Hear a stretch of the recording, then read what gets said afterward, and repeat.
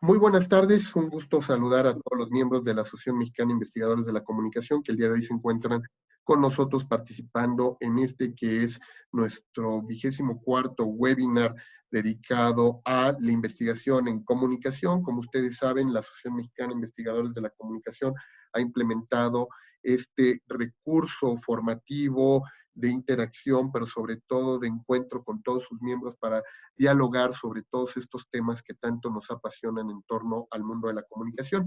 Y hoy vamos a tener la participación de la doctora Yomar Rovira, quien nos va a hablar sobre el tema acción colectiva en la era de las redes digitales, tecnopolítica para la emancipación y para el control. Y ella se encuentra el día de hoy aquí con nosotros participando en este espacio, pero también está la doctora Paola Eunice, que Rivera Salas, quien va a estar el día de hoy participando con nosotros como moderadora, implementando en esta ocasión una nueva modalidad en la que queremos que también más miembros de nuestra asociación participen y se involucren en estas dinámicas. Y si me lo permiten, voy a compartirles la presentación para leer la semblanza de la doctora Paola Eunice, que el día de hoy nos acompaña como moderadora de esta sesión. Para aquellos que se incorporan por primera vez, tenemos la participación de la doctora Paola Eunice Rivera Salas, como les decía, como moderadora y miembro de la asociación, quien va a presentar en unos momentos más a la doctora Yomar Rovira.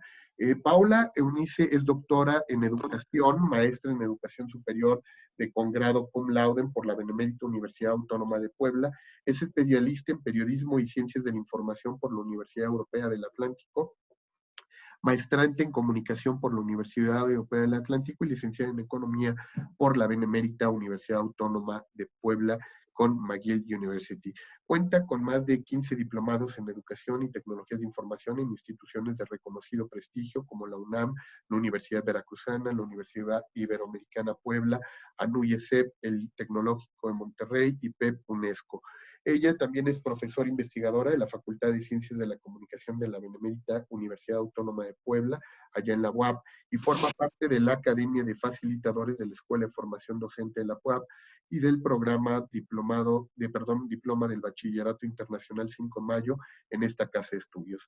Tiene la distinción de candidata del periodo 2019 al 2021 en el Sistema Nacional de Investigadores. Recibió la mención honorífica en el primer premio de la innovación educativa en la docencia en el 2017 por los seminarios Repensar del Instituto Politécnico Nacional. Es miembro del Padrón de Investigadores de la UAP, es Founding Academic Advisor del Modelo de las Naciones Unidas del Bachillerato Internacional 5 de Mayo, modelo nacional que ya se encuentra en su sexta edición. Es docente con perfil deseable en nivel superior PRODEP y nivel superior CERTIDEMS.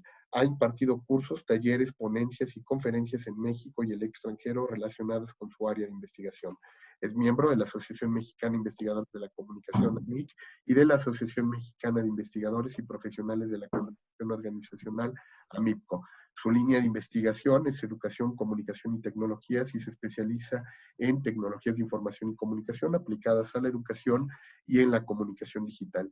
Contribuye también a la línea Comunicación Responsable en Organizaciones, Profesiones y Medios Digitales, que es el eje de la investigación de su grupo de investigación en comunicación responsable. Es coautora del libro Estructura Socioeconómica de México del 2012, que llegó a una segunda edición en el 2014. Ha publicado más de una decena de capítulos de libros como autor y coautora en editoriales como McGraw-Hill International, Gedisa, Tecnos, Pirámide, Plaza y Valdés y la Universidad Autónoma de Hidalgo, del Estado de Hidalgo. Además, cuenta con diversos artículos indexados sobre su línea de investigación y es para nosotros un honor presentar a la doctora Paola Eunice Rivera Salas, quien estará fungiendo como moderadora de esta sesión. Paola, bienvenida a los webinars de la Asociación Mexicana de Investigadores de la Comunicación. Muchas gracias. Buenas tardes. Buenas tardes a todos. ¿Sí me escuchan? Sí, perfecto. Bien, pues bienvenidos todos. Como ya lo decía el doctor Jorge Hidalgo, estamos por empezar un webinar muy interesante y me voy a permitir dar lectura entonces a la presentación de la doctora. Permítame un segundito. Listo. Ya todos vemos mi pantalla, ¿verdad? Bien.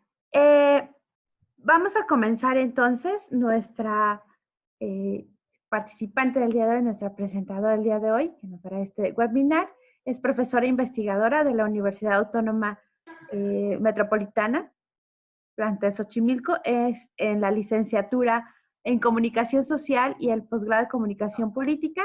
Es doctora en Ciencias Sociales, maestra en Comunicación Política, licenciada en Ciencias de la Información y es nivel 2 del Sistema Nacional de Investigadores. Es autora del trabajo Activismo en Red y Multitudes Conectadas por parte de Barcelona Ícara, México y la Universidad Autónoma Metropolitana en 2007, Zapatistas sin Frontera, las redes de solidaridad con Chiapas y el altermundismo, de Editorial Era en 2009, Mujeres de Maíz, de Editorial Era en 1997, con última reimpresión en 2018, Zapata Vive, editado en Barcelona, Editorial Virus, 1994, compilaciones, Movimientos Sociales para la Comunicación de Conaculta, Elena, 2016, La Autonomía Posible de México, de la UACM, 2009. Algunos artículos como los que ellos ha escrito, como el devenir feminista de la acción colectiva, las redes digitales y la política de prefiguración de las multitudes conectadas, en la revista Tecnocultura 15 de 2018. Otro artículo que sobresale, de las redes activistas a las multitudes conectadas, movilización social, protesta global y tecnologías de la comunicación, en la revista internacional de pensamiento político. También Networks, Insurgents and Prefigurative Politics, a Cycle of Global Indignation, en la revista Converse en 2014. Otra publicación, el Yo Soy 132 mexicano, la aparición inesperada de una red activista, en la revista CIBOV de After International, activismo mediático y criminalización de la protesta, medios y movimientos sociales en México, de la revista Convergencia, en revista Ciencias Sociales, y capítulos del libro como From Local to Global, The Multi-Scalar Dimension of the Zapatista Rebellion on the Transnational Networks of Social Mobilization. También Former Armed Struggle to an International with Society, Chiapas Zapatista National Liberation Army. La feminización de la acción colectiva, redes y multitudes conectadas. Multitudes conectadas en movimiento social, dos zapatistas y dos activistas a toma das rudas redes. Asumo que mi portugués no es tan bueno. Martí y Robibora Sánchez, con quien publica otro artículo sobre movimientos sociales y acción colectiva. Y bueno, como vemos, es en realidad un extenso trayectoria que ya tiene la doctora Robibora. Y a quien me da muchísimo gusto cederle la palabra. Guiomar, ¿me escuchas? Sí, te escucho perfecto. ¿Me escuchan ustedes? Así es, pues adelante, bienvenida. Perfecto, adelante, Guiomar. Pues muchísimas gracias por esta invitación y gracias a las amigas y amigos que están ahí, que ya sé que están por allá. Entonces, bueno, yo quería plantearles sobre todo esta reflexión que hago en un último artículo mío que está publicado en la revista de Información y Comunicación de la Universidad de Sevilla, que luego les pasaré el link, ¿no?, por si les interesa, y que tiene que ver con una reflexión sobre algo que puede resumirse con una frase de Gerd Lobing, que dice: la novedad se fue, Internet exhibe los signos de una crisis existencial de la mediana edad, ¿no? Digo, para ponerlo en términos más alegres, ¿no? Pero un poquito lo que quiero es llevar la reflexión sobre de qué manera los usos de las redes digitales han transformado las potencias digamos, y también las dificultades de la acción colectiva contenciosa, y cómo vemos emerger una tecnopolítica para el control y la vigilancia, ¿no?, y para la ganancia y digamos, la acumulación de valor, y frente a lo que había sido o es todavía, por supuesto, una tecnopolítica para la emancipación, ¿no?, considerando que las operaciones de comunicación y todo lo que tiene que ver con las potencias de la tecnología prometen una transformación del mundo que no acaba de llegar, ¿no? Entonces, la reflexión sobre la tecnopolítica misma surge de, o al menos yo parto, de la categorización que hace Javier Toret al analizar el 15M en España, ¿no? Este movimiento que tomó las plazas en el 2011 y tal. Y Javier Toret define entonces la tecnopolítica, y cito, como la reapropiación de las herramientas y espacios digitales para construir estados de ánimo y nociones comunes necesarias para empoderarse, posibilitar comportamientos colectivos en el espacio urbano que lleven a tomar las riendas de los asuntos comunes, ¿no? Esta primera definición de tecnopolítica era el uso de la técnica para generar espacios de la política, que, entendiendo los espacios de la política como los espacios donde se pueda dar la deliberación, la lucha, la construcción de nociones comunes para la intervención y para la transformación del mundo en un sentido emancipatorio, ¿no? Yomar, una Entonces, pregunta. Nada más una pregunta. ¿Nos vas a compartir tu pantalla o algo, si no, nada más para saberlo? en algún momento la voy a compartir porque les quiero leer alguna cita, ¿eh? Perfecto, No ningún quería problema. hacerles una presentación así con slides, pero pues no me ha dado tiempo porque es demasiadas las cosas que quería poner y como me adelantaron la fecha una semana, pues tampoco pude. No te Entonces, preocupes, adelante. sí, entonces, bueno, lo que quiero entonces es, el mismo Javier Toret hace una reflexión sobre otra condición de la tecnopolítica, ¿no? En un último trabajo de él, que habla de la tecnopolítica de las nuevas máquinas tecnopolíticas del 1%, ¿no? Es decir, la puesta en marcha de operaciones en redes digitales orientadas, y esto ya es una explicación mía, a fines particulares, no a fines de que generar espacios de lo común, sino a fines particulares de empresas, grupos de ITDBs, estados, partidos políticos, que buscan no tanto que la gente tome las riendas de los asuntos comunes, sino que acepte los asuntos particulares, ¿no?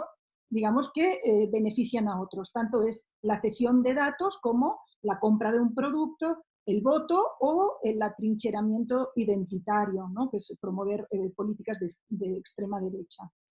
En este sentido, vemos que hay dos variantes, o yo intento pensar en dos formas de la tecnopolítica. Una que le llamo tecnopolítica determinante, que correspondería a esta fuerza constrictiva, coactiva de una política que busca continuar con un sistema social y un reparto desigual del poder mediante estrategias que pueden ser comerciales, policiales o de guerra, y por otro lado, la tecnopolítica de los movimientos sociales, la primera que se apropió, en cierta manera, de Internet como un espacio de libertad, que es la tecnopolítica que llamo autodeterminante o emancipatoria, ¿no? Que tiene una calidad más de acontecimiento, que interrumpe o trastoca la continuidad, ¿no?, del sistema en un momento dado, ¿sale? Que cuestiona el reparto de poder, material y simbólico, mediante tácticas, ¿no? Frente a una tecnopolítica determinante que utiliza estrategias, podemos hablar de una tecnopolítica autodeterminante que juega, ¿no?, que es hacker y que es táctica, ¿no?, y que es mucho más prefigurativa, que pone en escena los otros mundos posibles, ¿no? Entonces ahí vemos cómo juego con estas dos posibles categorizaciones, ¿no?, de dos formas de uso y apropiación de las tecnologías, ¿no? O, como les decía, una más coactiva y instrumental, la otra más creativa y activa, ¿no? Una que fomenta lo común y lo cosmopolita, otra que fomenta más lo privado y lo identitario, la lógica de la ganancia y la lógica de guerra, ¿no? Por un lado, las tácticas, ¿no?, de los débiles, digamos, ¿no?, que sería la categoría deserto, frente a las estrategias de los poderosos, ¿no? Entonces, bueno, ahí me parece que es interesante, importante hacer esta reflexión, porque nos permite pensar que estas dos caras de los usos de la tecnología han estado siempre presentes, ¿no? Y en ese sentido podemos hasta pensar y recurrir a lo que nos plantea Walter Benjamin, ¿no?, en su reflexión sobre la técnica, ¿no? ¿Sale? Entonces, ¿cuál es el problema de la técnica? Y ahorita les voy a compartir una cita, si es que soy capaz, ¿no?, de ponerla en esta pantalla, ¿no? Entonces,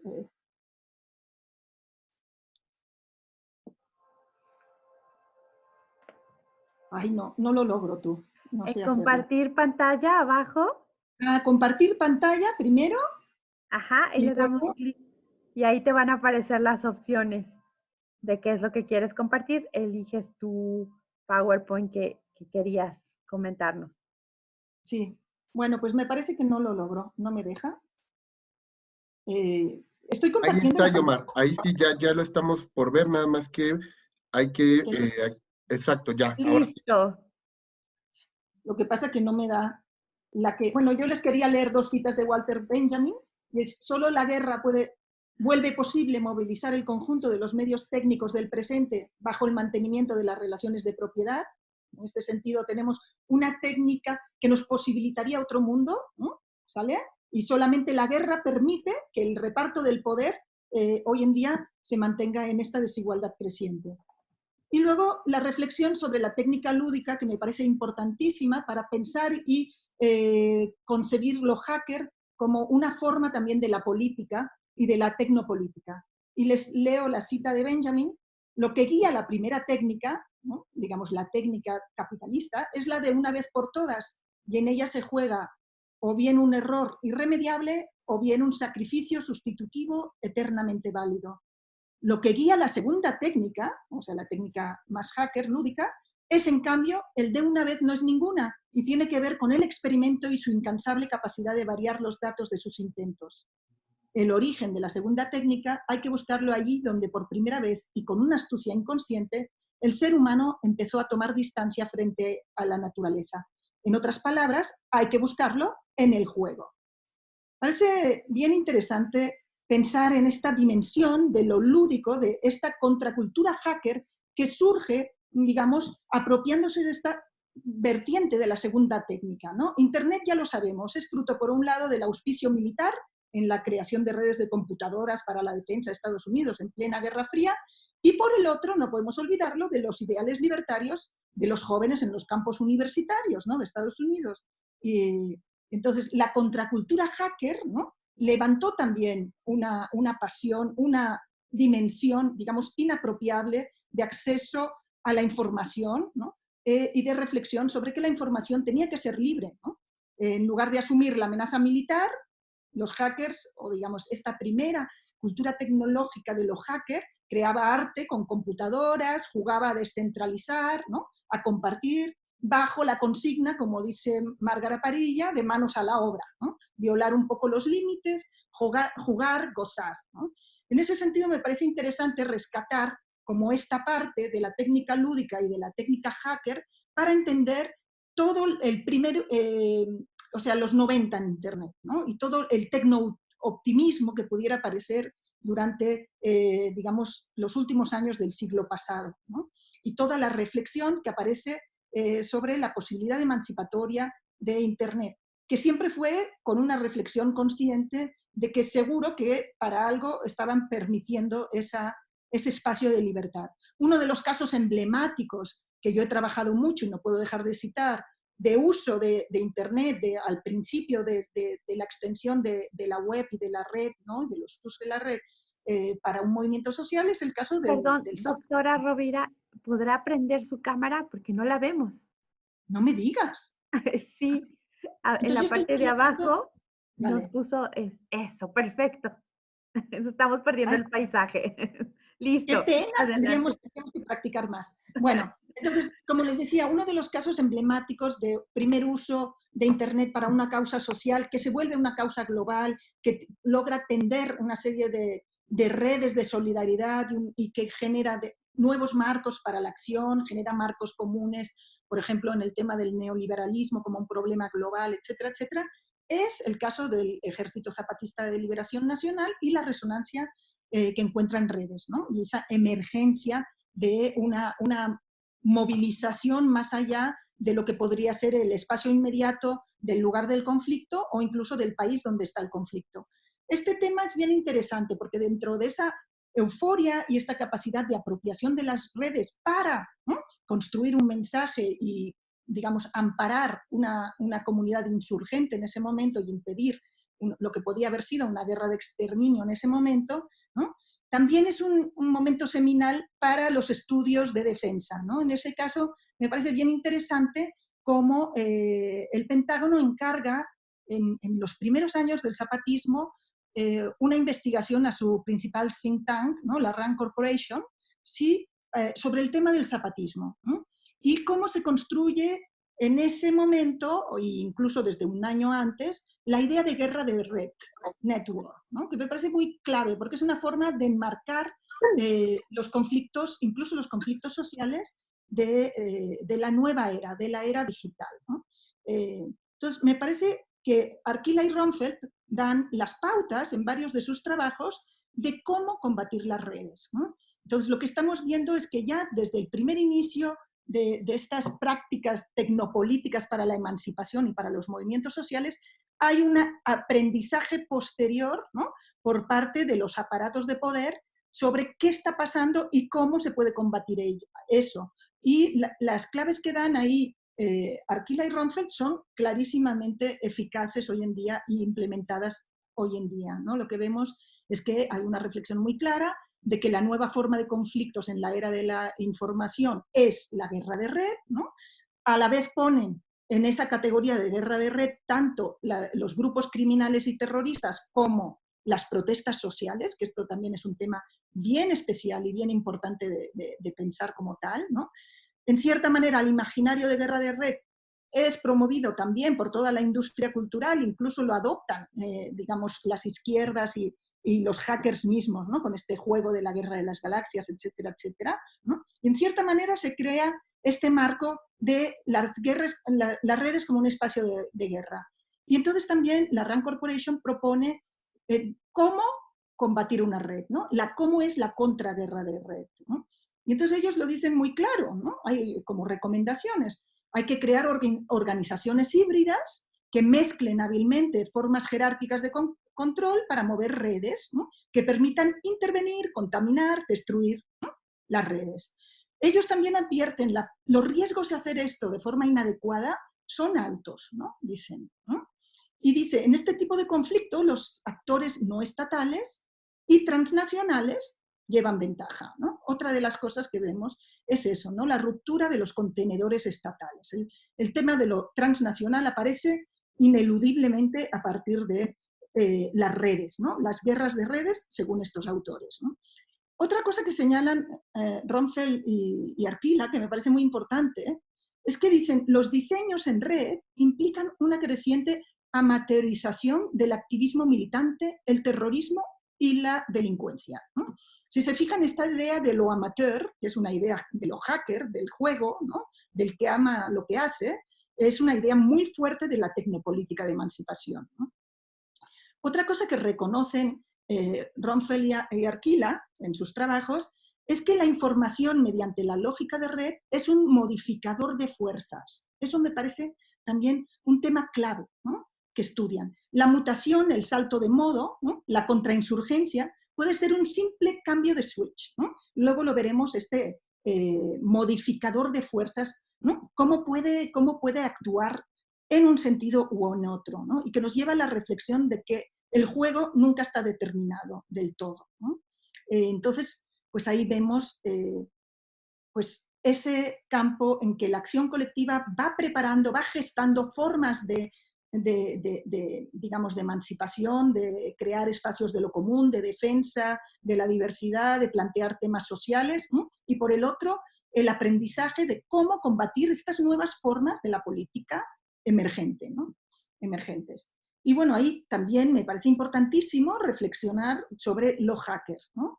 Lo hacker, digamos, que introduce una nueva lógica en las formas mismas de la lucha social, ¿no? O sea, digamos, es una forma muchísimo más prefigurativa, menos programática, donde el saber no necesita autoridad o autorización de alguna forma, aparece esta capacidad de apropiación, remix, ¿no? Remezcla, ¿no? Tiene que ver con el do it yourself, ¿no? Con hazlo tú misma, que diríamos las hack feministas, hagámoslo entre todas, ¿no? Entonces, y que tiene que ver también con una relación lúdica y un hacer táctico, ¿no? Entonces, de este hacktivismo, de la mezcla de lo hacker y el activismo, surge como el gran campo del hacktivismo, ¿no? Que también ha cambiado el horizonte de la intervención política ampliándolo a nuevas potencias y sinergias en el ciberespacio, ¿no? Los hackers, como método, no necesita expertos, ¿no? Sino que aprende de cualquiera y pone en primer plano precisamente eso que decíamos, lo amateur, ¿no? Amar lo que se hace más que el resultado, ¿no? Entronca con la idea del juego y pone una ética distinta en juego, ¿no? Una ética, digamos, colaborativa frente a una ética capitalista. Sería lo que Zimmerman recoge en la ética hacker y el espíritu, o sea, digamos, frente a la ética capitalista, ¿no? Entonces, mientras la tecnopolítica de determinación, la que les digo que es, digamos, de los poderosos, es una planeación eficaz, lo hacker es experimentación, ¿no? Entonces, en cierta manera, como diría Comité Invisible, la figura del hacker se contrapone a la figura del ingeniero, ¿no? Y ya tenemos también a Richard Sennett, incluyendo a los hackers en su reflexión sobre el pragmatismo del artesano, ¿no? Y apuntalando que su mayor desafío es tratar de hacer transparente nuestro conocimiento particular para que los demás puedan comprenderlo y responder a él, ¿no? Hoy en día no hay duda de que en Internet podemos encontrar instrucciones, tutoriales de cualquier cosa, paso a paso, etcétera, etcétera, ¿no? Que tiene que ver con esta cultura de la autogestiva, de la colaboración y tal, ¿no? Lizama sintetiza este modo de hacer y con una definición que es frente al usuario cautivo, la comunidad autogestiva, frente al oligopolio inaccesible, la cultura del hazlo tú mismo, frente al marketing, la reinvención creativa de la comunicación, ¿no? Entonces, bueno, los hitos de la cultura o del hacktivismo ya los hemos nombrado en otra vez. Por un lado está todo lo que tiene que ver con la cultura del software libre, importantísimo, un movimiento global ineludible. Todo lo que tiene que ver con la defensa de la privacidad y la necesidad de la comunicación encriptada, ¿no? Todo el desarrollo del cypherpunk, ¿no?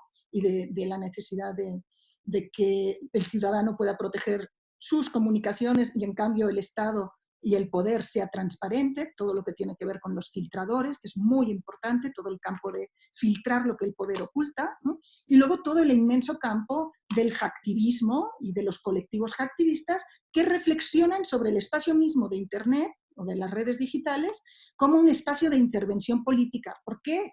Pues porque como ya en temprana época dijeron Electronic Disturbance Theater, ¿no? La desobediencia civil hoy en día hay que llevarla a los espacios de los flujos del poder, que son ni más ni menos que los espacios del flujo de las redes, ¿no? Y ahí, alrededor también del tema zapatista, se desarrollaron distintas formas de intervención en la red, ¿no? Como digamos, todo lo que fue la posibilidad de tirar páginas o de ataques distribuidos, ¿no? Y esos ataques en Internet a las páginas concretas que generaron a la vez un debate sobre si eso es correcto o no. Hoy vemos que los disparos masivos contra contenidos concretos están siendo una práctica habitual de la tecnopolítica del poder, ¿no? Entonces, bueno, en resumen, yo lo que quiero plantearles es cómo la dimensión de la tecnología no se queda contenida en una dimensión tecnológica, sino que tiene que ver con los procesos de acción colectiva y con la reflexión sobre la emancipación, ¿sí?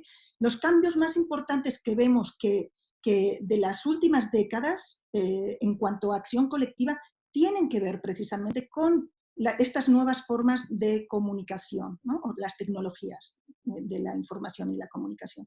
¿En qué sentido tienen que ver? Por un lado, en el gran campo de cómo se construyen los marcos de significado que permiten la acción colectiva, ¿no? De repente, o sea, digamos, todo lo que tiene que ver con las protestas masivas o con la política emancipatoria está abierto a la intervención de cualquiera y generan narrativas colaborativas, ¿no? Digamos, donde la figura de los liderazgos va quedando diluida, ¿no? ¿Sale? O sea, el tema de la representación está puesto en cuestión y aparece pues esta voluntad de expresarse por uno mismo, que es algo que facilita además la posibilidad de las redes, ¿no? De que haya mucha gente hablando y no necesariamente alguien subido en un templete diciendo lo que hay que hacer, ¿no? Entonces, en ese sentido es interesante ver cómo la complejidad de la nueva ecología comunicativa, ¿no? Se resuelve en una constelación performativa de cuerpos, voces, medios, con derivas inesperadas, en espacios muy híbridos, ¿no?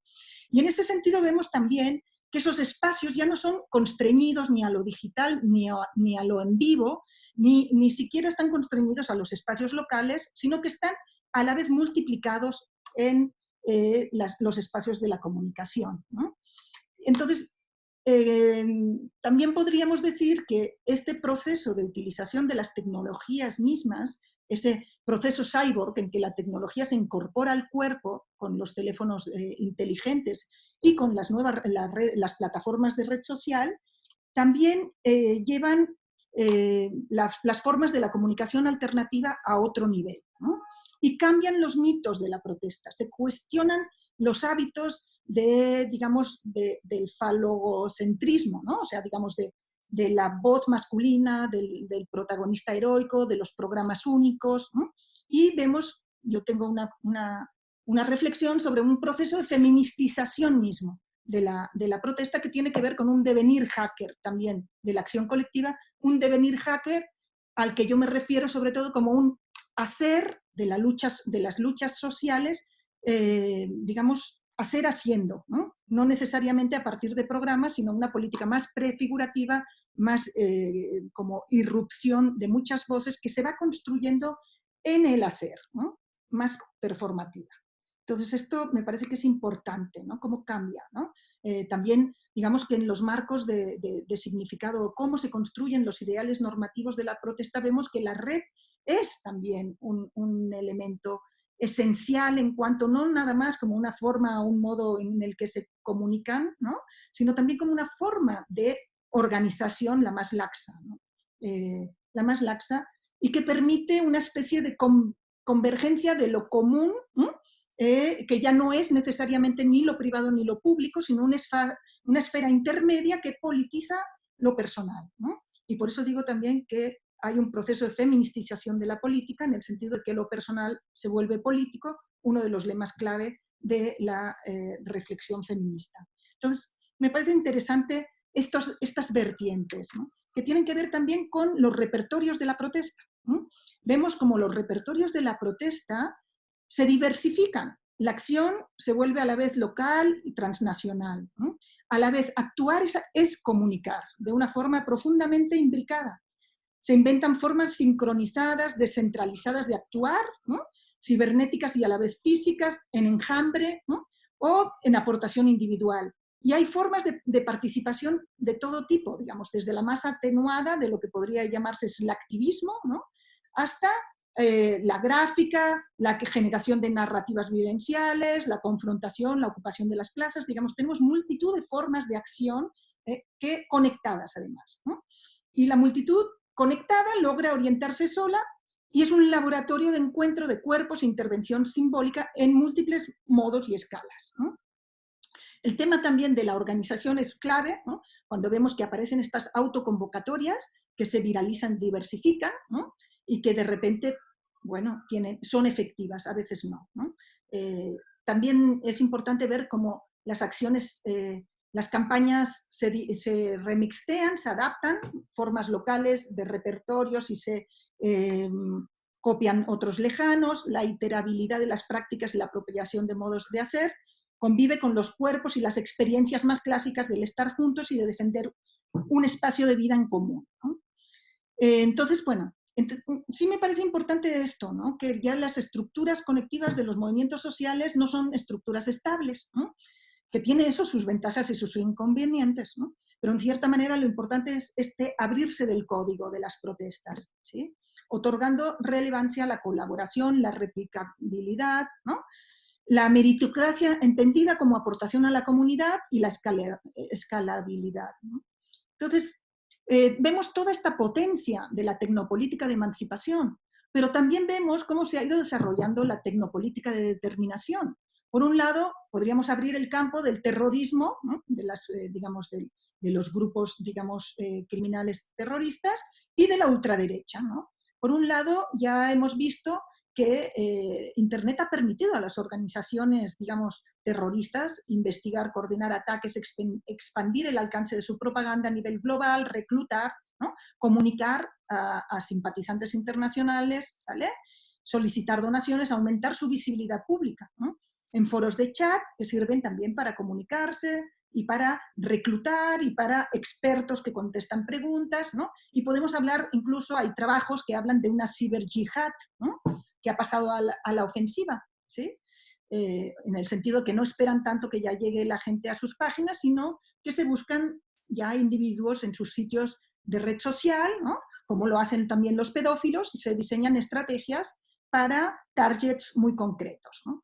Pero bueno, lo que es increíble es el sistema tecnopolítico de la extrema derecha, ¿no? Todo el desarrollo de lo que se ha llamado en Estados Unidos, por ejemplo, la Alternative Influence Network, ¿no? Pues sus estrategias han sido muy diversas y tienen que ver con las prácticas de los movimientos sociales. Han aprendido y las han utilizado, digamos, en contra o digamos, en contra de los intereses de las comunidades, digamos, por la emancipación o los movimientos por la justicia social. Sus estrategias se basan en camuflarse en los trending topics de Twitter, por ejemplo, o en los algoritmos de YouTube, etcétera, etcétera, ¿no? O los de Google, para alterarlos a su favor, ¿no? Manipulan hashtags, se invitan unos a otros en sus canales para tirar por el suelo temas como el feminismo, el antirracismo, el ecologismo, ¿no? Aprovechando también esa frescura del lenguaje en la red, los memes, el remix, ¿no? Y apoyándose en estudios de marketing, ¿no? Para injertar palabras clave en los motores de búsqueda, ¿sí? No hay duda de que a todo ello ayuda el hecho mismo de que de los monocultivos que se están dando hoy en día en cuanto a las aplicaciones y las empresas tecnológicas que han cercado Internet, ¿no? Por un lado, el algoritmo de YouTube está diseñado para que la gente permanezca en la plataforma y esté más expuesta a la publicidad, ¿no? El tema de la ganancia. Y ya está estudiado que tiende a derivar hacia contenidos cada vez más extremos, ¿no? Vemos el problema de de que se difunden muchísimo las noticias sensacionalistas, las teorías conspirativas, digamos, ¿no? Esto no es nada nuevo en estudios de comunicación, ¿no? Todo lo que tiene que ver con el amarillismo es un campo, digamos, muy, muy fértil a la hora de sembrar mensajes, ¿no? Y bueno, como dice Tufekci, ¿no? A medida que hacemos clic y clic, ¿no? Digamos, la red o YouTube en este caso nos acompaña en la emocionante sensación de descubrir más secretos y verdades más profundas, ¿sí? YouTube nos lleva a un agujero de extremismo, mientras que Google aumenta las ventas de anuncios, ¿no? Sistema comunicativo de ultraderecha, por tanto, digamos, es un sistema que tiene que ver con con mucho dinero vertido y mucho conocimiento vertido en la manipulación de redes, en esta tecnopolítica, digamos, de coacción, ¿sí? Y que ha dado sus frutos tremendos, ¿no? Lo vemos en el referéndum del Brexit, lo vemos en la campaña de Trump, lo vemos en la campaña de Bolsonaro, ¿no? En el triunfo de Bolsonaro. Y ahí hay clarísimamente unos personajes que son muy interesantes, ¿no? Como Steve Bannon, ¿no? El que estuvo a cargo de relanzar el portal de Breitbart News Network, ¿no? Especializado en teorías conspirativas, ¿sí? Muy interesantes, muy fascinantes, muy locas, la negación del cambio climático, con, evidentemente, el apoyo de multimillonarios como el ultraconservador Robert Mercer, ¿no? Quien además es el principal accionista de Cambridge Analytica, la empresa de marketing político que surge del consorcio británico Strategic Communication Laboratory, el SCL Group, cuya misión ha sido proporcionar datos, análisis y estrategias a gobiernos y organizaciones militares en todo el mundo, ¿no? Entonces ya ahí vemos ya la tentación de utilizar todo lo que es el conocimiento y la posibilidad de manipular datos, de manipular la comunicación a través digamos, de guerra sucia, diríamos, de guerra psicológica, ¿no? De manipular lo que podría ser una conversación orgánica, ¿no? Vemos la proliferación de una conversación maquínica, ¿no? Maquínica ampliada, pagada, etc. ¿Sí? También tenemos la comunidad de QAnon, ¿no? Iniciada en el canal de 4chan, ¿no? En el mismo en el que surgió Anonymous, ¿no? En cierta manera, combinado con aplicaciones encriptadas, ¿no? Como Discord y Telegram, donde se manejan y se promueven todas estas teorías y todas estas noticias falsas, ¿no? Como algunas periodistas han investigado, ¿no? Donde los Illuminati y los aliens explican el cambio climático, o sea, que no hay cambio climático, que el holocausto nunca ocurrió, ¿no? que, bueno, todas las cosas, que el mundo es gobernado por pedófilos, satanistas, caníbales, y que la reina de Inglaterra desciende del profeta Mohammed, ¿no?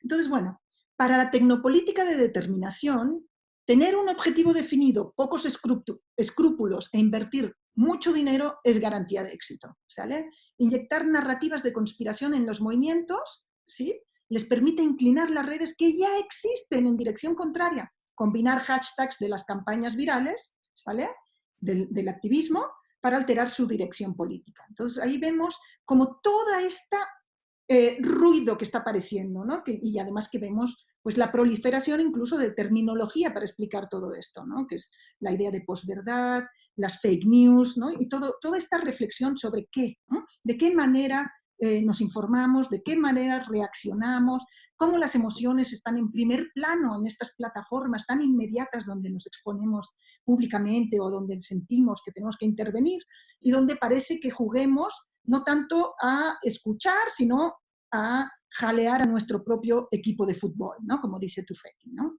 Que no es una conversación, digamos, que haya una mediación, un tiempo para asimilar, para pensar, sino para defender al propio equipo, ¿no?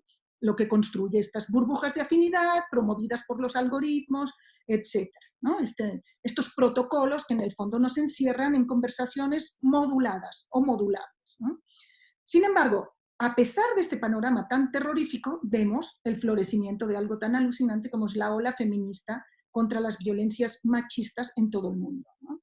Entonces, de repente vemos cómo esta web 2.0, que es una web que ha sido apropiada, digamos, por estas plataformas de red social que lucran con nuestros datos, con una nueva materialidad, ¿no?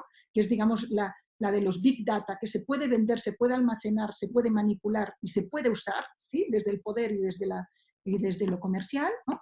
Como también desde ese lugar se pueden producir y conectar historias individuales que han favorecido el crecimiento público de una sensibilidad feminista, ¿no?, que se encarna en los relatos de las múltiples violencias que han sufrido las mujeres desde diversos lugares y condiciones, ¿no? Y ahí vemos la importancia de repente de esta proliferación de voces frente a un ecosistema mediático donde teníamos los grandes medios hegemónicos que eran los que sembraban en la agenda pública los temas importantes. Hoy vemos la capacidad en un momento dado de las redes de estas pobladas por todas estas voces diversas que convergen en una indignación, capaces de poner temas en la agenda pública, de desestructurar, de llamar, de salir a la calle y de poner en un brete no solamente a los estados, sino a la cultura machista patriarcal, digamos, y cuestionar y poner un marco de significado global que nos hace repensar las formas de nuestra propia vida, ¿no? O sea, la condición misma en la que se desarrolla esta humanidad, ¿no?, tan poco humana, tan posthumana, ¿no? Entonces, me parece que eso es bien interesante también, ¿no? Cómo las protestas y manifestaciones de la ola feminista, que han sido que además tienen una singularidad en cada lado, y en las cuales América Latina tiene un lugar predominante, y en este caso yo creo que México muy singularmente también, ¿no? Vemos que abren el sentido de los feminismos, abren también el sentido de lo que es la política de izquierda, qué es la emancipación, y hackean en ese sentido todo lo que tiene que ver también con las formas de hacer o las formas de construir programas políticos, ¿no? ¿Sale? Con una potencia inaudita y una capacidad de creatividad simbólica también muy grande. Y con muchos problemas, ¿no? Parecen nuevos problemas, como ya veíamos, que es la reacción desmedida del ciberacoso, ¿no?, de otra vez estas prácticas de regresar a las mujeres al silencio, ¿no?, que es una cosa muy propia del ciberacoso, la ciberviolencia y el troleo y todas las nuevas formas de violencia contra las mujeres que además no pueden distinguirse de las que son, digamos, en las calles, ¿no? O sea, tenemos una continuidad entre los espacios de la vida online y la vida física, ¿no?, en cuanto a violencias, no hay duda de ello, ¿no? Entonces, bueno, lo que estamos viendo es que es en este mundo paradójico de contrastes, ¿no? O sea, dónde estamos situadas y cómo es imprescindible ver también la potencia, ¿no? O sea, digamos, estamos en un mundo donde parece que solo podemos imaginar la catástrofe y, en cierta manera, yo llamo a que podamos pensar en también la catástrofe y la violencia y la contrainsurgencia va precisamente al nivel del desafío que se está planteando, ¿no? Como les leí al principio, o sea, solo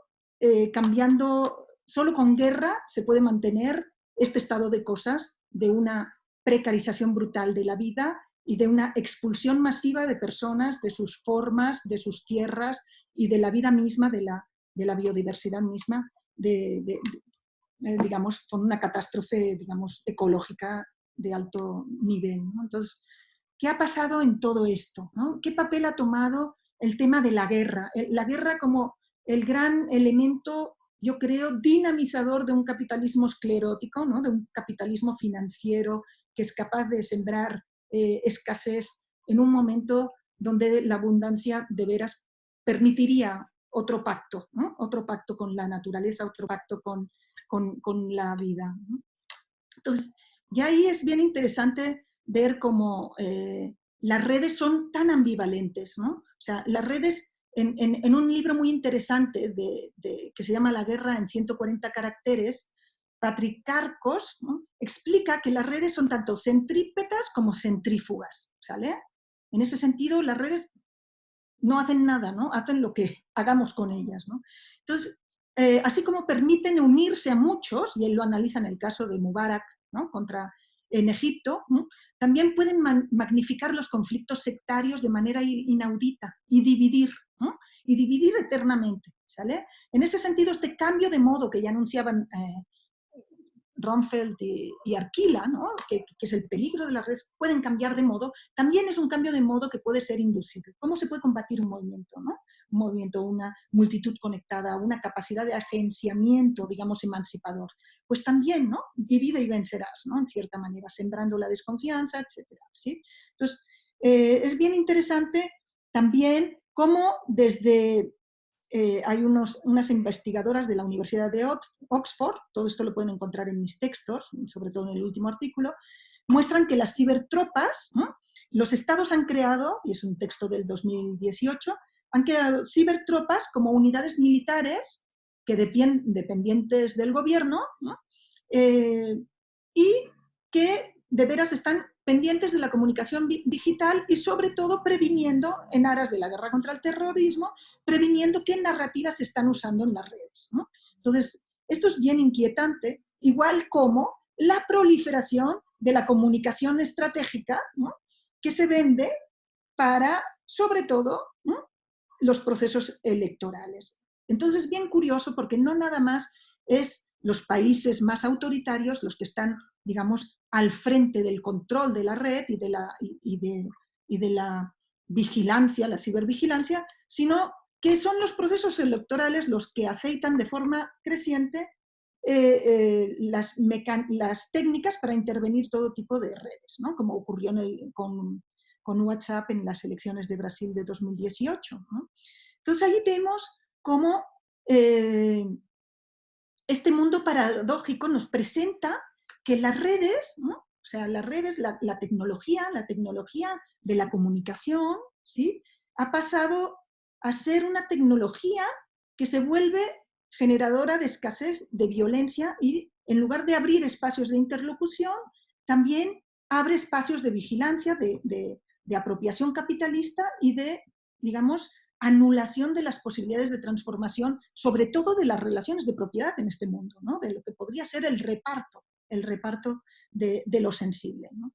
Vemos el tema imprescindible del nuevo colonialismo de datos, ¿no?, estas prácticas extractivas, depredadoras, ¿no?, del colonialismo histórico, que hoy adoptan estos métodos abstractos de cuantificación que vienen de la computación, como señalan Couldry, y como Paola Ricarte también advierte, y leo una cita de ella, dice: nuestro ser digital está cuantificado y nuestro universo de objetos y espacios también se ha transformado en conocimiento que alimenta la acumulación de capital y la concentración de poder, ¿no? Entonces ahí vemos como esta contradicción. Entonces, ¿qué pasa, no?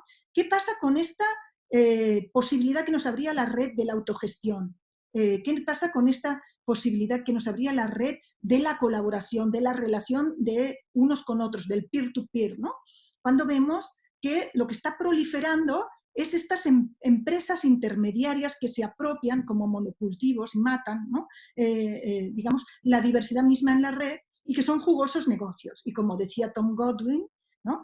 Uber, por ejemplo, ¿no? La compañía, una idea buenísima, pues yo tengo un carro, yo la comparto, o Airbnb, ¿no? Como la primera idea siempre es minoritaria, es una gran idea de unos programadores, luego se convierten en grandes empresas muy rentables, ¿no?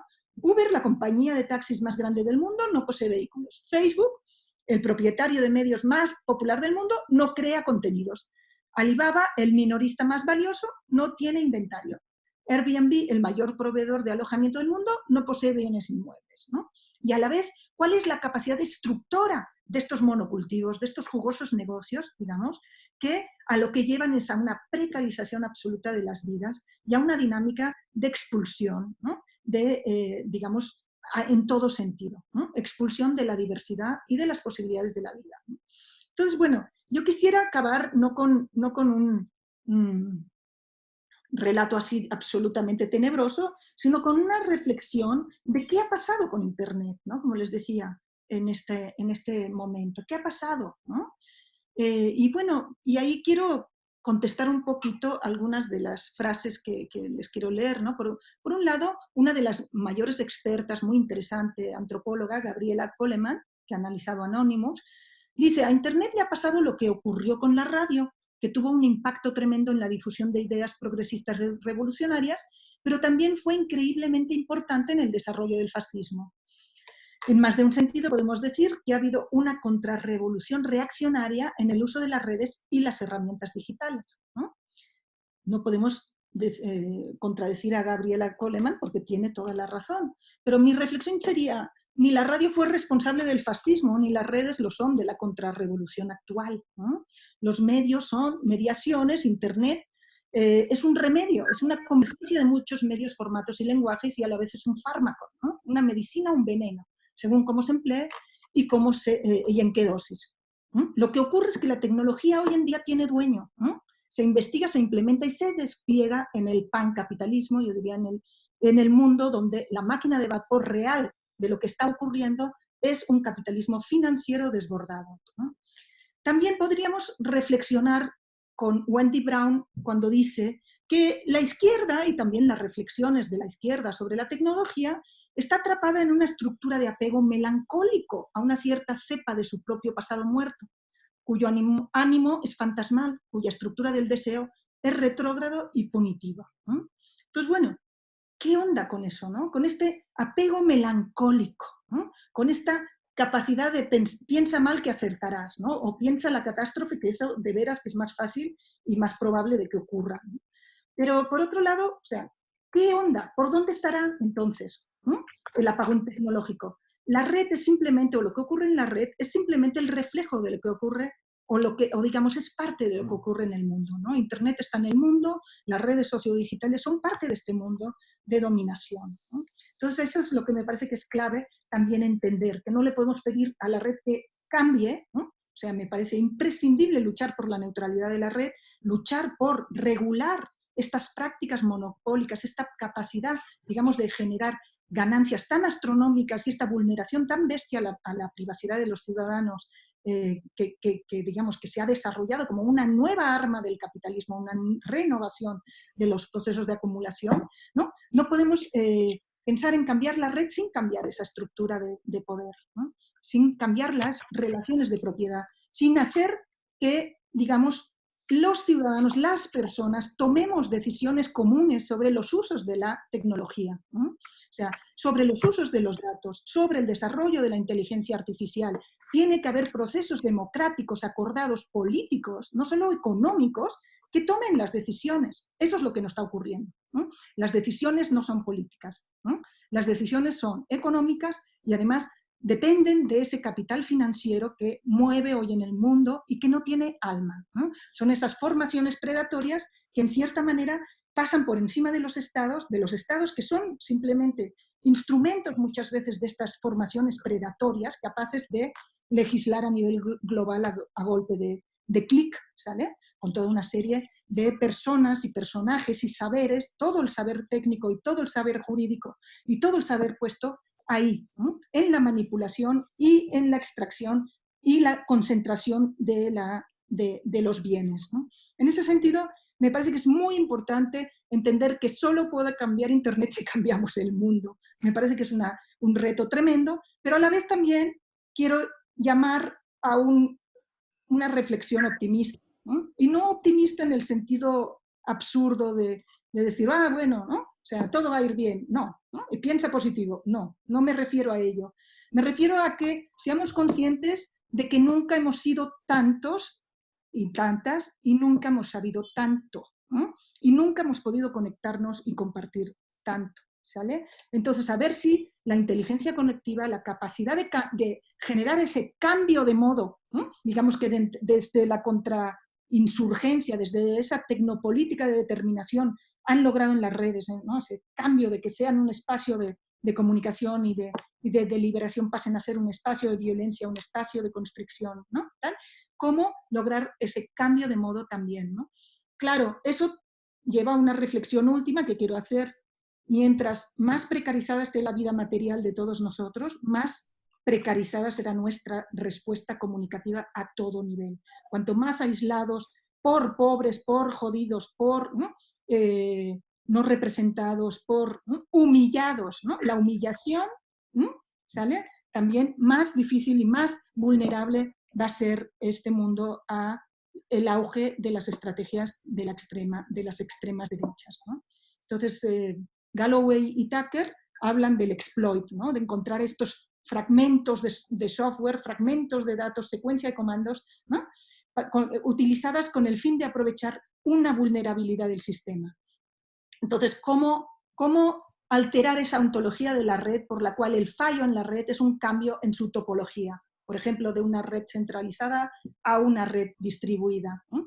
De alguna manera, el exploit son también los filtradores, ¿no? Edward Snowden, todo el trabajo de Wikileaks, Assange, ¿no? O sea, todo lo que fueran las revelaciones de Chelsea Manning, ¿no? Soldado, toda esta gente que está pagando un precio tremendo, todas las filtraciones son, ¿no? Como esa capacidad de poner en la esfera pública todo lo que el poder nos oculta y que lo sabemos. El chiste es ahora a ver si somos capaces de hacer algo al respecto, ¿no? Entonces, bueno, aquí lo dejaría. Bueno, pues muchísimas gracias, Yomar. Creo que tu participación nos ha dejado muchas inquietudes. Ahorita vamos a pedirle a nuestros participantes que puedan conectarse, que puedan iniciar y prender sus cámaras para poder iniciar el conversatorio contigo. Ya por ahí están empezando a abrir micrófonos, abrir cámaras para que podamos iniciar el diálogo. Así es que les estaremos pidiendo a todos y cada uno de ustedes que por favor vayan activándolas para que podamos iniciar la sesión de conversatorio con la doctora Yomar Rovira en este momento. Yomar, en lo que se van animando nuestros colegas y van iniciando la parte de preguntas y respuestas, a mí me gustaría comentar sobre esto que nos planteas, sobre todo en cuanto a la necesidad precisamente de replantearnos el tema de la concentración en el territorio web, ¿no? Y cómo se está moviendo esto para poder realmente hablar de una nueva, vamos a decirle, de un nuevo giro que debería de tomar toda esta parte de la participación, la ciudadanización, vamos a decirle, la globalización desde abajo, que debería de tenderse más en este nuevo orden, sobre todo cuando hablamos de una ligera trampa que hay detrás de la democratización del Internet, la falacia de la horizontalización, porque hoy cada vez vemos que ya no solamente es entrar al espacio digital, tener presencia, mover contenido y activarlo,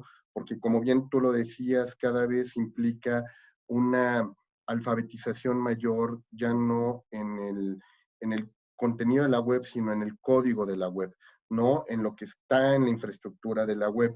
Y ahí es donde todavía no hemos llegado a esta fase de un code literacy, por decirlo así, de manera horizontal, para podernos subir todos a esta dinámica. Pareciera que efectivamente se sigue quedando en solo ciertos grupos, en solo ciertos movimientos, ciertos colectivos que sí han logrado dar ese paso para la movilización y poder contrarrestar toda esta nueva hegemonía del algoritmo, ¿no? Este imperio precisamente que se da dentro de estos organismos, como bien dices, militares, policíacos, de vigilancia y control, que cada vez participan. Entonces, mi pregunta iría sobre esa parte, o sea, ¿cómo lograr realmente un empoderamiento del código versus al empoderamiento del contenido, ¿no? Sé que hay algunos grupos, por ejemplo, en Perú, que han logrado unir algunos colectivos de mujeres que les han dado computadoras para enseñarles a programar, para enseñarles a alterar el código, para poderse subir de manera, vamos a decir, fuerte y empoderada a estos espacios, más allá de los esfuerzos que solíamos hacer tradicionales con solo tener presencia en la web. Sí, bueno, me parece importantísimo el tema del código, ¿no? Porque tenemos, y bueno, digamos, ahí hay el trabajo de muchas compañeras, ¿no?, que reflexionan sobre el movimiento del software libre, la importancia de que, digamos, tengamos capacidad de conocer cómo funcionan estas máquinas, y ese es el espíritu hacker, poder desarmarlas, montarlas, construirlas a nuestro favor, ¿no?, para hacer lo que nosotras queremos hacer. En ese sentido, me parece clave la reflexión sobre el código de programación, que debe ser algo que debamos aprender a usar, aprender a entender y que debe ser abierto. Y eso me lleva a una reflexión muy importante. Me parece que el tema de las redes sociodigitales y todo lo que tiene que ver con la programación debería ser un bien público, no un bien privado. Ese es el punto de partida, o sea, debería ser un bien público, digamos, sobre el cual decidiéramos colectivamente para qué sirve, para qué lo queremos usar y cómo hacer un uso racional de él. Hoy en día hay más teléfonos móviles en el mundo que personas, ¿no? Digamos, ya la brecha digital podemos hablar de muchas cosas que por supuesto sigue existiendo en muchos, por países, por pobreza y por género, ¿no? Las mujeres, ¿no? Tal. Pero el problema hoy en día, digamos, es que no se toman decisiones políticas sobre elementos de una importancia tan bestia para nuestras culturas, para nuestros países, para nuestras civilizaciones, como es la tecnología. Por un lado, los desechos tecnológicos y todo lo que es la parte material de la tecnología. Si me está escuchando Paula Ricaurte, pues ahí estará pensando en ese, es un tema importantísimo. O sea, la tecnología no es, las redes no están flotando, son materialidad, ¿no? Entonces, ¿cómo nos hacemos responsables de nuestro uso en las redes? ¿Cómo nos hacemos responsables, ¿no?, digamos, o capaces de intervenir en conocer por qué las cosas funcionan, ¿sí? Pero a mí me parece también que el código va más allá, ¿no? O sea, a mí me parece que el number one de los hackers es aprender a pensar por uno mismo, ¿no? O sea, yo vuelvo a ese punto, ¿sale? Podemos no necesariamente conocer, digamos, sistema de programación, pero podemos conocer y ser capaces de pensar. Si nosotros estamos de acuerdo con una idea, nos pueden explicar cómo funcionan las cosas y podemos aprender, ¿no? Lo que parece que se está limitando es la capacidad de tomar las propias decisiones y de hacerse responsable del propio pensamiento. Y siento que a ello no abona la precarización, vuelvo a hablar de eso, ¿no? O sea, el vivir sometidas a la violencia, al miedo, a la falta de recursos, a los trabajos temporales, todo eso no abona a la posibilidad de pensar, de poder desarrollar una capacidad de agencia y de entonces aprender código y aprender a pensar, aprender a decir y todo eso, ¿no? De todas formas, la gente hace lo que puede con lo que tiene, ¿no? Y a pesar de ser una plataforma privativa, digamos, que vende nuestros datos, que lucra y que nos vigila, por ejemplo, a través de Facebook se han organizado muchas movilizaciones feministas que han cobrado otro sentido, han dado otro sentido a la posibilidad de comunicarse. Entonces, en esa ambigüedad, en ese mundo de lo impuro estamos, ¿no?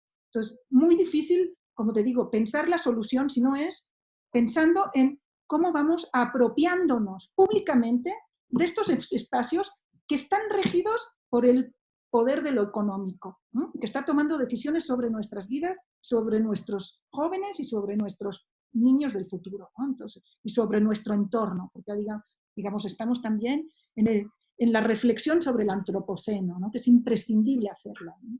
O sea, ¿qué onda con este mundo de lo humano que hemos convertido en una especie de delirio totalitario del dinero, ¿no?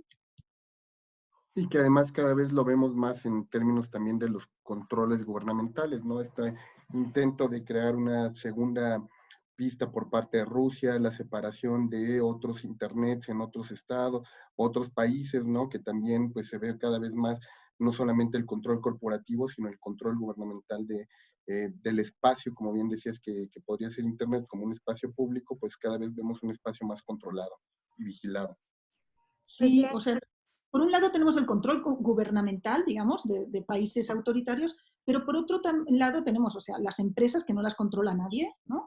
Pero lo importante también son los casos en que hay una apropiación, y yo quiero rescatar el caso de Barcelona, del ayuntamiento, yo soy de Barcelona, y la capacidad de generar una reflexión sobre lo común, ¿no? O sea, sobre cómo los datos deben ser un bien común, que se deben de tomar decisiones comunes sobre ellos, se tiene que utilizar, digamos, todo este conocimiento, toda esta potencia, ¿no? Y se tiene que impulsar desde el espacio de lo público, ¿no? Financiar investigación pública abierta, colaborativa, ¿no? O sea, dar espacio para crear plataformas, por ejemplo, como el Decidim, ¿no? Que es una plataforma de intervención, de interlocución sobre los asuntos públicos que se ha exportado además a 20 ciudades, ¿no? Quiero decir, hay iniciativas micro que deben ser alimentadas, visibilizadas y que deben construir otra cosa, ¿no? Que no es lo gubernamental, no es el control del poder, es el control democrático de la comunicación, que es el espacio público, ¿no? Y necesitamos ese espacio como un espacio público, no un espacio corporativo como es hoy.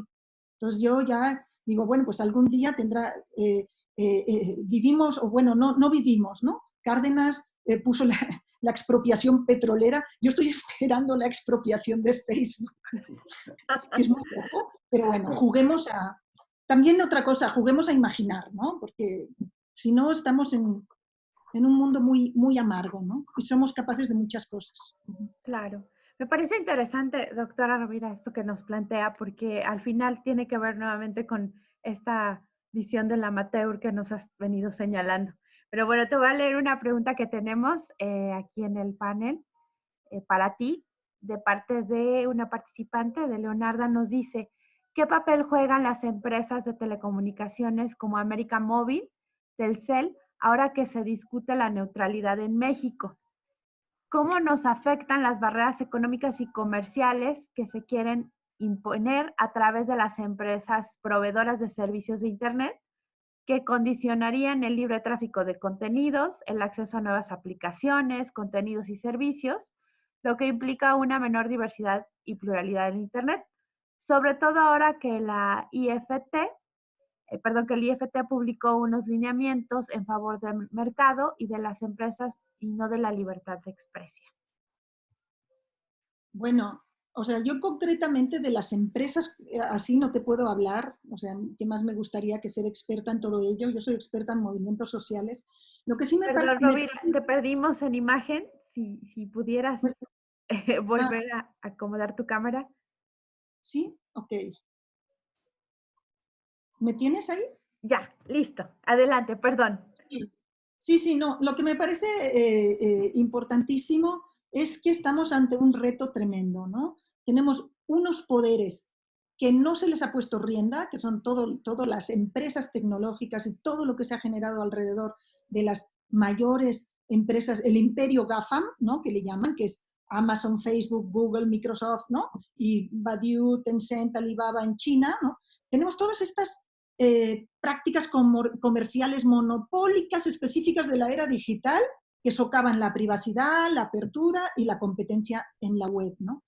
Y que tienen un poder inmenso, inmenso. Y frente a ello, digamos, hay otros, por supuesto, ¿no? Las de telefonía, todo es un reparto de intereses económicos, de intereses privados que no consideran lo público. Entonces, lo que se ha vuelto imprescindible es algún tipo de regulación de la red, ¿no? Regular la red quiere decir evitar, ¿sí?, que en un momento dado esta red, que ya está siendo completamente cercada por estos intereses, sea todavía más cercada por los intereses económicos y ponerle, digamos, riendas, ¿no?, a estas empresas que paguen, por ejemplo, impuestos, que garanticen cierta, o sea, pues determinadas condiciones, no puede ser, ¿no? Están sueltos, ¿no? Entonces, me parece clave la campaña de Salvemos Internet en México, ¿no? Que es la campaña en la que estamos hoy en día y que, si se fijan, es importantísimo porque el saber de cuál es la mejor forma de pensar y de regular Internet no está en las propuestas que puedan hacer los gobiernos, sino está en las redes mismas, en la capacidad de las redes de decir, y de este mundo de los hackers que ha pensado siempre y ha estado siempre presente en la reflexión tecnológica, ¿no? Sobre que esto no puede pasar, no puede ser, ¿no? Hay que mantener la neutralidad de la red, ¿no? O sea, los proveedores de servicios deben tratar a todos los datos de la misma manera, ¿no? No pueden bloquear, ralentizar o cobrar, ¿no? Por sitios o contenidos. Son cosas imprescindibles que, digamos, están puestas en escena en el debate de lo común. Porque el espacio de la comunicación es un espacio de lo común. ¿Hasta qué punto, digamos, los estados y, digamos, los grupos de presión de estas grandes empresas logran, ¿no?, que se legisle a su favor o no? Eso será cuestión también de la capacidad que tengamos de movilizarnos en las redes y de generar una reflexión muy importante y un conocimiento sobre cómo y qué son estos instrumentos, estas plataformas de red social, estas, ¿no?, empresas, y de qué manera, digamos, el mundo de lo político, de lo público, ¿no?, tiene que tomar decisiones democráticas sobre el espacio de la comunicación en red. No te he podido contestar más que eso. Me parece muy significativo, doctora Rovira. ¿Alguna otra pregunta mientras hay algunas reflexiones aquí? A mí me parece muy interesante lo que planteas, sobre todo porque creo que fuimos en menos de 100 años de un proceso de este gran emisor o este grupo de grandes emisores que controlaban efectivamente, como decías tú, muchos de los mensajes que nos estaban llegando en la esfera social, y de repente ahora tenemos una serie de redes, algunas me parece que ya muy claras, otras no del todo, donde estos actores, estos nodos, pueden estar intercalando en otras redes y sucesivamente, y creando las propias y disociándose de algo más, ¿no? Yo en ese sentido te preguntaría, ¿qué tan complicado ves este panorama? Porque si bien dices hay una idea de determinismo, por un lado, esta parte de la ultraderecha que comentabas, el terrorismo, a mí me suena realmente complicado lograr controlar toda la red. Sinceramente yo creo que es muy, muy complicado. Pero por otro lado es esta iniciativa, este amateurismo del que hablabas, de qué es lo que quiero yo decir y a quiénes quiero integrar para poder dar a conocer, para poder ayudar a contrastar alguna problemática, ¿no? ¿Tú qué opinas? ¿Hacia dónde vamos? Porque este es un asunto súper cambiante, ¿no? ¿Hacia dónde vamos desde la comunicación para tratar de lograr estas sinergias? ¿Qué esperaríamos de nosotros los seres humanos que tenemos esta capacidad de comunicación? Bueno, pues me parece muy importante una primera cosa que has dicho, ¿no?, que es que la libertad de expresión es irrenunciable y por eso hay que regular la red, porque si no va a haber libertad de expresión, digamos, diferenciada, ¿no? Y vamos a volver al mundo digamos, de la gestión de las voces en lo público, ¿no? Es algo que, digamos, que con Internet se cambió, ¿no? Como mínimo, digamos, la ecología de la comunicación cambió completamente, ¿no? Entonces, y además no en un siglo, ¿no?, sino en 25 años. Es brutal cómo, digamos, la transformación y en los últimos años, más que nunca, la transformación de los usos de las tecnologías y su injerencia, la forma en que se han insertado en nuestras vidas cotidianas, en nuestros cuerpos, en nuestros procesos cognitivos, es un tema muy serio. Entonces yo creo que la comunicación debería, ¿no?, o sea, los estudios de comunicación deberían hacerse cargo de todos estos procesos, ¿no?, y de todas estas reflexiones, de esta mutación. Estamos hasta en una especie de mutación del proceso cerebral, ¿no?, casi. Y todo ello acompañado con la necesidad de hacernos responsables, ¿no? ¿Y cómo es esa necesidad de hacernos responsables? Pues cómo es posible que nuestra comunicación, que nuestros likes, que nuestras vidas privadas sean monitoreadas, sean controladas, sean almacenadas, sean vendidas y sean usadas sin nuestro permiso, sin, ¿no?, nuestra consideración y, digamos, O sea, solamente porque hemos dado clic a unos términos de uso, ¿no? ¿Sale? De una aplicación. Eso es lo que me parece más grave, que tiene que haber una movilización ciudadana, digamos, que tome decisiones sobre qué pasa con esos datos, cómo. No podemos permitir esta especie de capitalismo de vigilancia y de paranoia global a la vez, ¿no? Porque, digamos, toda esa información puede ser usada, por supuesto, en nuestra contra, ¿no? Y además no, o sea, el derecho a la privacidad es un derecho democrático fundamental del ciudadano. Y a la vez, el derecho a saber, ¿no?, lo que hace el poder, el derecho a la transparencia del poder, es un derecho fundamental. Y lo que pasa es que estas plataformas, estas grandes empresas, estas grandes corporaciones pasan por encima de todo eso. Pasan por encima de cualquier derecho ciudadano, de cualquier regulación democrática, y digamos, es la cuestión del lucro pasa por encima de todo, ¿no? Entonces, ¿qué hacemos con eso? Cuando son más poderosas que los países en sí, ¿no? Que muchos de los países, y generan un Producto Interno Bruto mucho mejor, el Producto Interno Bruto de México comparado con el que pueda generar cualquiera de estas grandes tecnológicas es insignificante, ¿no? Entonces, ¿quién tiene el poder? ¿Y hasta qué punto podemos retomar el control de nuestro espacio, de nuestra sociabilidad, digamos, con procesos decididos democráticamente? Ahora, quizá el problema, Yomar, es todavía más grave, porque si uno revisa las estadísticas que te ofrecen tanto la Asociación de Internet MX, ahora el INEGI, con este informe que acaban de sacar sobre nuestros hábitos de consumo, y cuando lo ves que está prácticamente orientado a ocio y entretenimiento, donde nuestras prácticas oscilan sobre todo en seguir consumiendo contenido de divertimento, realmente a uno le preocupa, porque dice, ¿y cuándo se va a dar esa toma de conciencia? Y más porque, como bien dices, cada vez el tema de la penetración en nuestras vidas de esta economía del panóptico va a ser todavía más agresivo, más salvaje, más profundo y más global, con el Internet de las cosas, los smart devices, estos dispositivos que saben más de nosotros que nosotros mismos, la manera como están generando estos, vamos a decirles, sistemas algorítmicos para generar predicción modelizada y modificar nuestras tendencias.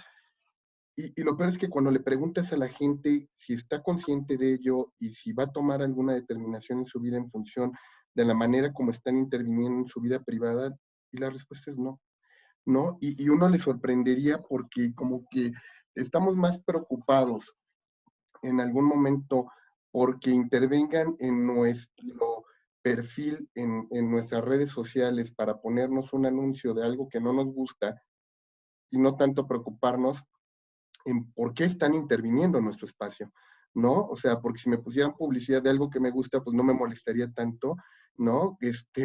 Como les pasa a la gente. Y sobre todo cuando tú les comentas a algunas personas que si van a tomar alguna determinación en función de lo que ocurrió en su momento con Cambridge Analytica, lo que pasó con Cultura Colectiva, con todas estas empresas que están haciendo uso de nuestra data para manipular intenciones de compra, de decisión de voto, y la gente le da exactamente igual.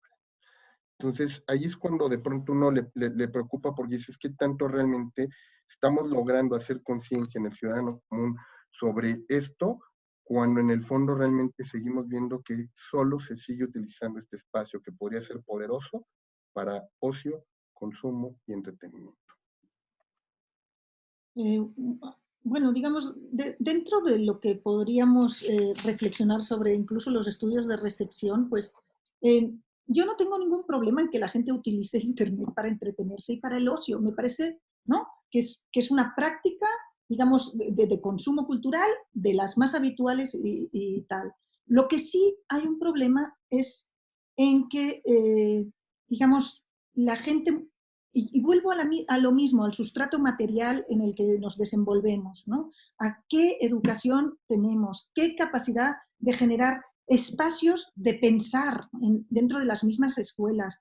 Capacidades de agenciamiento del mundo de lo digital, ¿no? De entender lo que pasa, ¿no? Prácticas seguras, digamos, de uso. O sea, todos esos conocimientos no pueden ser solamente algo que hacemos en Internet. O sea, Internet está en nuestras vidas están precarizadas, nuestras vidas están, digamos, aisladas, nuestras vidas están, ¿no?, digamos, sometidas al miedo, a los mensajes de violencia, al tal. Entonces, quiero decir, todo es un proceso como muy descorazonador en ese sentido, ¿no? Yo sí creo que se puede cambiar las formas en que usamos Internet, y eso ocurre de vez en cuando, ¿no? Todas las multitudes conectadas que hemos analizado, hay mucha gente que estaba usando Internet, ¿no? Simplemente para compartir contenidos estúpidos, ¿no? O, digamos, o de diversión, ¿no? Hasta ahí la teoría del gatito lindo del activista en Internet, que es que, bueno, cuando a alguien le prohíbes, ¿no? Que es lo que pasó en Túnez, ver gatitos lindos en Facebook o en una plataforma digital, ¿no? Con la censura de Internet, se vuelve en un activista, se convierte en un activista por la libertad de expresión, que lleva a una politización muchísimo más amplia, ¿no? Lo mismo está ocurriendo también con el feminismo, ¿no? Muchas chicas que no necesariamente están politizadas y que simplemente encuentran resonancia al compartir, contar sus propios testimonios de algún tipo de violencia que han sufrido o algún problema que tienen, ¿no? O cuestiones de gustos, preferencias, orientación sexual, todo eso genera la posibilidad también de encontrar resonancia, de encontrar comunidades afectivas, ¿no? Digamos, también hay una parte de lo lúdico, de lo no tal, que puede politizarse y que puede volverse otra cosa. Lo que sí me parece importante es que veamos que cuanto más difícil sea la vida real, y más descuidada esté la educación pública, la salud pública, ¿no? La formación adecuada, ¿no? Cómo la escuela se adapta a los nuevos tiempos, cómo las mismas facultades de comunicación, ¿no? Enseñamos algo que realmente tenga que ver con la vida de los chicos, ¿no? Con la experiencia comunicativa de los jóvenes de hoy, etcétera, etcétera. O sea, eso es un cambio, digamos, integral, pero eso tiene que pasar por un cambio del reparto también, ¿no? Del reparto de bienes materiales en el mundo. La precarización solo lleva a procesos cada vez más descorazonadores, a sensaciones de humillación, a buscar refugio en la nada o incluso en soluciones identitarias, ¿no? Siempre, pues, no, yo me reafirmo en mi raza, en mi nación, ¿no? O sea, el racismo a todo lo que da, el sexismo a todo lo que da, me regreso, ¿no? a ese espacio de seguridad que es siempre pensar que la amenaza es el que está más abajo que yo y no mirar hacia arriba, ¿no? En cierta manera, que es uno de los procesos, digamos, incentivados por estas teorías conspirativas y toda esta manipulación de fake news de la extrema derecha, ¿no? Que juega con estos elementos de la precarización de la vida, ¿no? De la gente, ¿no? Que no ve soluciones, no ve posibilidad, no ve futuro. Dice, bueno, a ver, si me dan algo que sea una certeza, ¿no? Entonces, en este mundo es muy complejo, ¿no? Entonces, yo no tengo solución, ¿no? Lo que también me parece, para abundar un poquito en tu reflexión, es que el saber que nos están vigilando, que tal, que cual, ¿no? O sea, tenemos que ir con mucho cuidado con eso, ¿sale? Porque tiene un efecto. El panóptico digital, tal como está construido, la narrativa de la vigilancia absoluta, ¿no? Tiene un efecto disciplinador, ¿no? ¿Sale? Como sabemos que todo está visto, ya no ponemos cualquier cosa, porque no tal cual, ¿no? Que la inteligencia artificial ya es la neta, ¿no? Los algoritmos son perfectos. Nada de esto es perfecto, ¿no? Digamos, está siempre esa fisura, siempre está el exploit, siempre está la capacidad de agencia y la capacidad de burlar el algoritmo, ¿no? Como vimos en la iniciativa de las mujeres, en el caso de Ingrid Escamilla, de postear fotos hermosas para burlar el algoritmo, ¿no? Que, digamos, una estrategia que por supuesto es usada en un sentido o en otro, pero esta capacidad orgánica también de generar sentidos, de intentar encontrarnos, a veces con las cosas menos esperables puede ocurrir ese momento también de toma de un poco de sensibilidad y de defensa, ¿no? de nuestra comunicación. Pero está difícil, porque está difícil, digamos, cambiar las relaciones de propiedad y las relaciones de violencia, ¿no? En las que estamos inmersos, junto con Internet, ¿no? Así es, y que sin embargo nos va a dar una pauta, ¿no? De hecho, el informe que presentaba hace unos días el Signal Lab y del cual hablaba también Rosana Reguillo, de cómo mucho del feminismo estaba concentrando hoy justo las otras voces, las otras quejas, las otras manifestaciones sociales que no habían sido recogidas, hoy se están agrupando a través de todos estos movimientos para dar, pues, otro tono de esperanza, ¿no? Como bien lo decías, en el entorno del empoderamiento de la red, y habrá que darle mucho seguimiento y seguirle dando mucho apoyo a todo lo que está ocurriendo por ahí, porque creemos que por ahí puede venir también pues un movimiento más fuerte de lo que pensábamos, en función, como tú lo decías, de esta feminización también de los movimientos libertarios. Sí, así lo pienso. Uh-huh.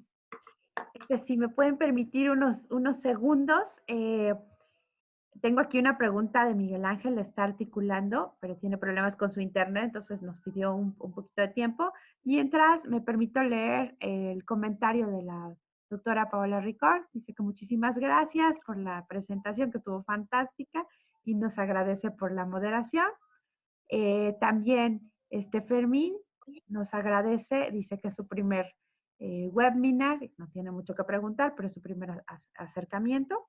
Así es que nada más quisiera yo esperar uy, aquí está. La pregunta de Miguel Ángel Salas Galán. Estoy en una maestría de Cultura y Comunicación en México y me llama la atención la forma en que piensan los medios en buena medida. El medio por el medio y analizar y hasta especular los efectos hasta físicos de los medios sin tener en consideración ciertas condiciones materiales y procesos sociales. Por ejemplo, llevamos algunas sesiones analizando Lo Profeta en McLuhan. Por ello, valoro mucho tu perspectiva al poner nombre y apellido y términos a los actores y procesos que están detrás de la red. Tengo una pregunta. Mencionabas la importancia que han cobrado los grupos de ultraderecha organizados y sus estrategias.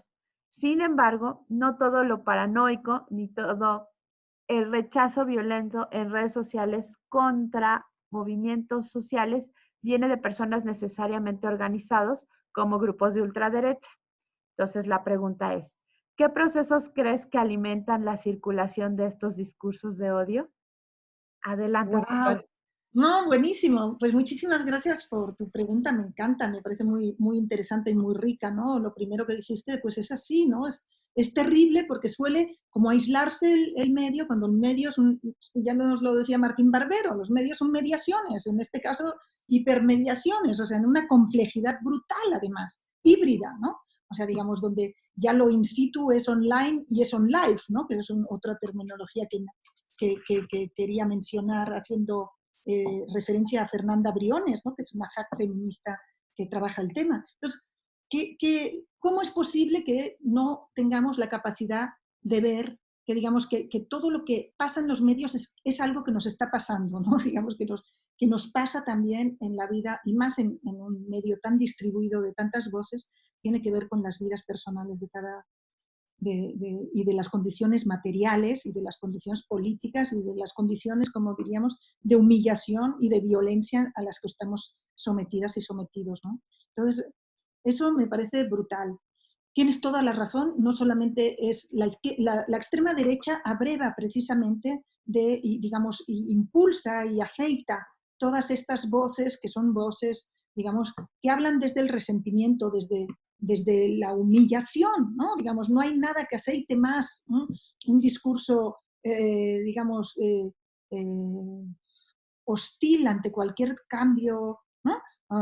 Que la humillación a la que la gente está sometida hoy en día, ¿no? Porque digamos que la precarización es un problema que yo considero tremendo, ¿no? La creciente desigualdad, estos procesos de expulsión. Y esos procesos de expulsión y de precarización nos hacen completamente insignificantes, ¿no?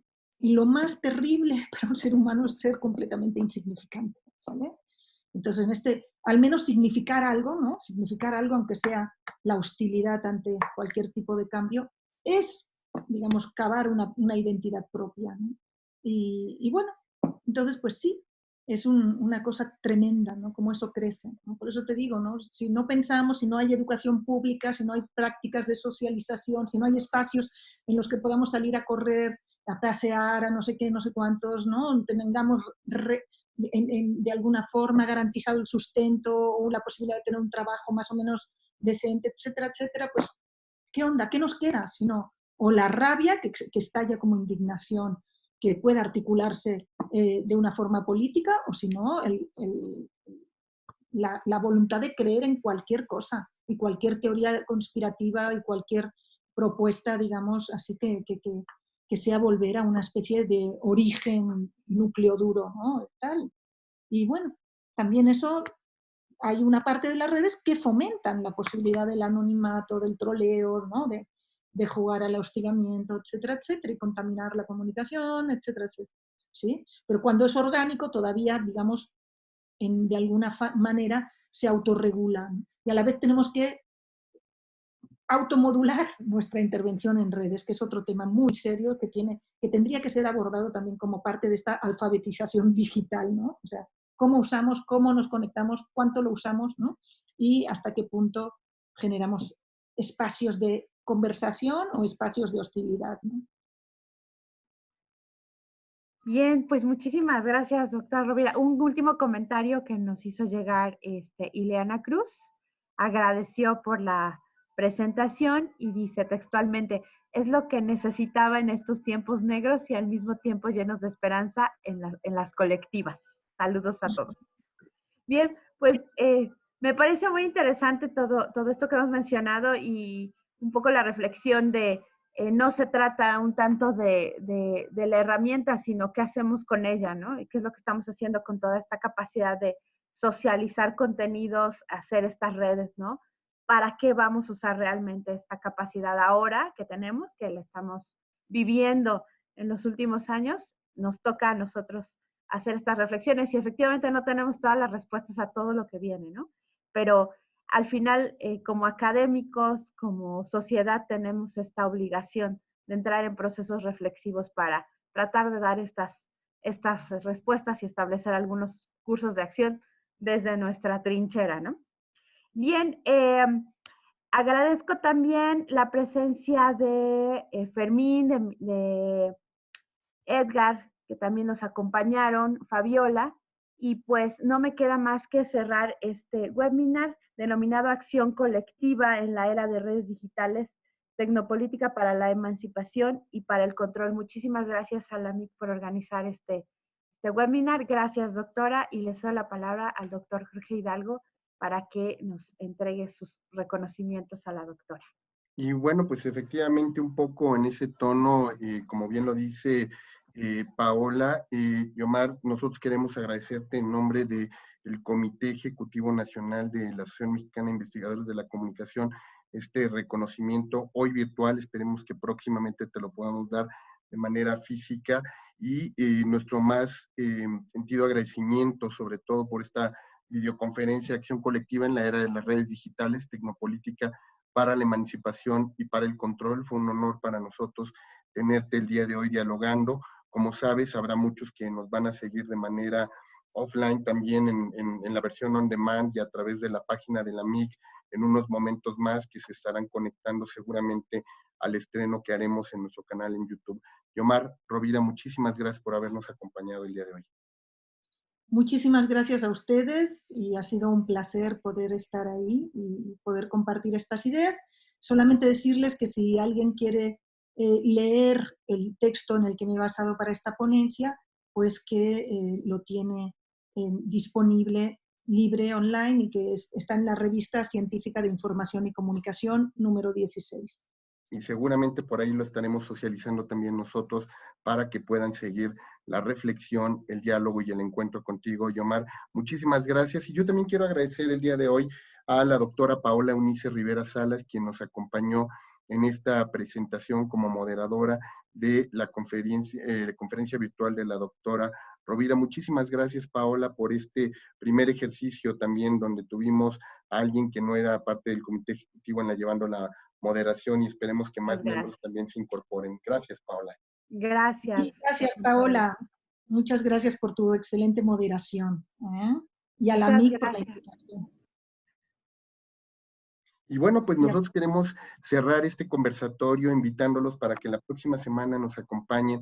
Estará con nosotros el doctor Israel Tonatiuh Arellano hablando sobre el desarrollo de telecomunicaciones comunitarias en México. Creo que un tema que se liga también mucho a lo que hemos venido platicando sobre el derecho a la información, los medios públicos, pero también todos estos medios comunitarios que están surgiendo y que están cobrando todos los días con nuevas voces y que creo que vienen también a refrescar pues la escena de los medios de comunicación. Creo que ahí vamos a tener una discusión muy interesante con el doctor Tonatiuh. Y bueno, pues recuerden, en punto de las 18 horas la próxima semana, los estamos invitando a que participen con nosotros. Yomar, Paola, amigos, a todos ustedes que el día de hoy se sintonizaron con nosotros y que pudieron platicar, les agradecemos muchísimo, les agradecemos por ahí a Miguel Ángel, a Leonarda, a Fermín, a Fabiola, a Edgar, que continúan con nosotros hasta el último segundo. Muchísimas gracias, que tengan una excelente noche. Muchas gracias. Un abrazo, Paola y Jorge Alberto. Gracias, buenas noches. Gracias, Buenas noches. gracias a todos. Que pasen una buena noche.